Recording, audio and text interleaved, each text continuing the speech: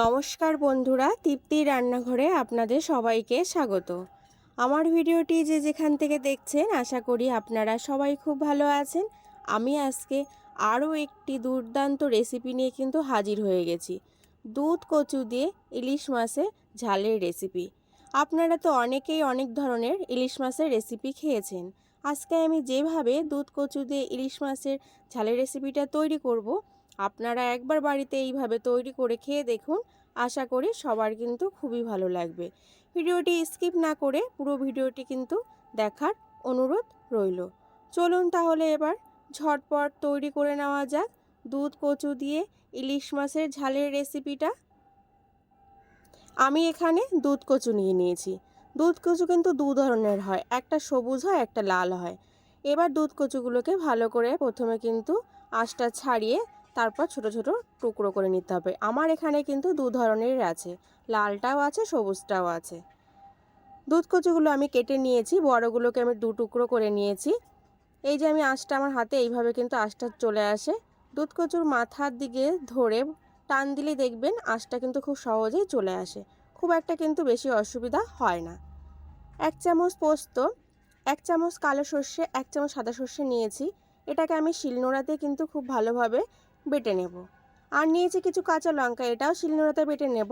ঝালটা কিন্তু নিজেদের স্বাদ অনুযায়ী ব্যবহার করবেন, তবে দুধ কচুর ভিতরে একটু ঝাল ঝাল হলে খেতে কিন্তু ভালো লাগে।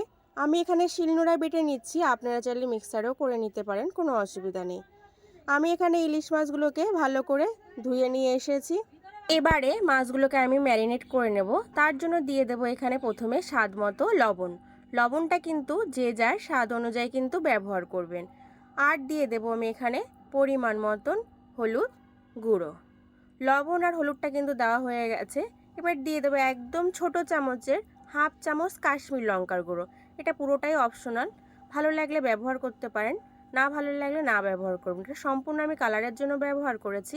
আর এখানে দিয়ে দিলাম বাটা মশলা, সর্ষে, পোস্ত আর কাঁচা লঙ্কা, যেটা আমি আগে থেকে বেটে রেখেছিলাম, সেই বাটা মশলাটা দিয়ে দিয়েছি। আর দিয়ে দেবো আমি এখানে এবার সর্ষের তেল। অবশ্যই কিন্তু ইলিশ মাছের রান্নাটা সর্ষের তেলেই করতে হবে। আগে থেকে যে কচুগুলো কেটে রেখেছিলাম দুধ কচু, এবার সেই কচুগুলো আমি এই মাছের বাটির ভিতরে দিয়ে দেব। সব উপকরণ আমার দেওয়া হয়ে গেছে। এবার হাত দিয়ে মাছগুলোকে ভালোভাবে মেখে নেব মশলাগুলোর সাথে, কচুর সাথে। উল্টে পাল্টে কিন্তু ভালো করে মাছগুলো মেখে নিতে হবে, যাতে মশলাগুলো খুব সুন্দর করে মাছের সাথে মিশে যায়, সেদিকে লক্ষ্য রেখেই কিন্তু ভালো করে মেখে নিতে হবে। মাখাটা যত ভালো হবে এটা খেতেও কিন্তু ঠিক ততটাই ভালো লাগে। আমার এখানে পাত্রটা একটু ছোট হয়ে গেছে, তাই আমার মাখাতে একটু অসুবিধা হচ্ছে। আপনারা কিন্তু অবশ্যই একটু বড় পাত্র নিয়ে নেবেন, তাহলে আর কোনো অসুবিধা হবে না। মাছটা আমার মাখা হয়ে গেছে। এবার ঢেকে রেখে দেবো আমি 10 মিনিটের জন্য। এদিকে গ্যাস অন করে কড়াই বসিয়ে দিয়েছি, দিয়ে দেবো আমি সর্ষের তেল। তেলটাকে প্রথমে খুব ভালো করে কিন্তু গরম করে নিতে হবে। গরম হয়ে গেলে দিয়ে দেবো কালো জিরে ফোড়ন। এখানে কিন্তু খুব বেশি একটা তেলের প্রয়োজন নেই, কারণ যখন মাছটা আমি ম্যারিনেট করেছি তার ভিতরেও কিন্তু তেল ব্যবহার করা হয়েছে, ঠিক সেই কারণে আমি এখানে অল্প তেল ব্যবহার করলাম। এবার কালো জিরে ফোড়নটা থেকে যখন একটা সুন্দর গন্ধ বেরোবে, তখন এর ভিতরে দিয়ে দেব সেই ম্যারিনেট করা মাছগুলো, যে মাছটাকে আমি আগে থেকে ম্যারিনেট করে রেখেছিলাম। মাছটা আমার দেওয়া হয়ে গেছে। এবার আমি মাছটাকে হাই ফ্লেমে 1 মিনিটের মতন একটু কষিয়ে নেব। তার থেকে কিন্তু বেশি রান্না করার প্রয়োজন নেই, কারণ ইলিশ মাছ কিন্তু কাঁচা খেতেই খুব বেশি ভালো লাগে। আর দুধ কচু দিয়ে এইভাবে রান্না করলে তো এর স্বাদের কোনো তুলনাই হয় না। অসাধারণ স্বাদ হয় কিন্তু এই ইলিশ মাছটা খেতে। 1 মিনিট হয়ে গেছে, ভালো করে মিশিয়ে নিয়েছি। দিয়ে দেবো এবার পরিমাণ মতন জল। জলটা আমার দেওয়া হয়ে গেছে। এবার ভালো করে মিশিয়ে হাই ফ্লেমে কিন্তু আমি 2 মিনিট এটাকে প্রথমে রান্না করে নেব। 2 মিনিট হয়ে গেছে, দেখুন কত সুন্দর ফুটে উঠেছে। তখন গ্যাসের ফ্লেমটাকে কমিয়ে ঢেকে দেব আমি একদম লো ফ্লেমে 10 মিনিটের জন্য। 10 মিনিট হয়ে গেছে, আমি ঢাকনাটা তুলে নিলাম।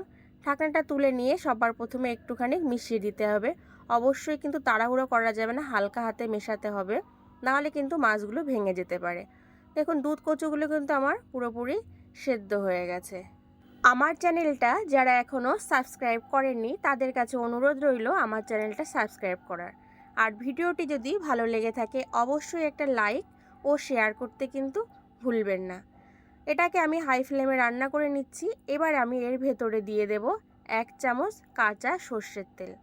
কাঁচা সর্ষের তেল না দিলে কিন্তু ইলিশ মাছ খেতে একদমই ভালো লাগে না। অবশ্যই নামানোর আগে কাঁচা সর্ষের তেলটা দিতে হবে। দেখুন আমি এখানে কিন্তু 1 চামচই কাঁচা সর্ষের তেল ব্যবহার করলাম। এবার সর্ষের তেলটা দিয়ে ভালো করে প্রথমে একটু মিশিয়ে নিতে হবে। মেশানো হয়ে গেলে হাই ফ্লেমে বেশি সময় রান্না করার প্রয়োজন নেই, আর 1 মিনিট কিন্তু রান্না করে নিলেই হবে। তেলটা দেওয়ার পর কিন্তু খুব সুন্দর একটা গন্ধ বেরোয়, আর খেতেও কিন্তু খুবই ভালো লাগে। 1 মিনিট হয়ে গেছে, গ্যাসের ফ্লেমটা আমি বন্ধ করে দিয়েছি। আমার কিন্তু দুধ কচু দিয়ে ইলিশ মাছের ঝালের রেসিপিটা কিন্তু পুরোপুরি তৈরি হয়ে গেছে। তাহলে আমি কি করে রেসিপিটা তৈরি করলাম আপনারা অবশ্যই তো লক্ষ্য করেছেন। একবার বাড়িতে খেয়ে দেখুন, আশা করি ভালো লাগবেই। আজকের ভিডিওটা কিন্তু এই পর্যন্তই। ভালো থাকবেন, সুস্থ থাকবেন, ধন্যবাদ।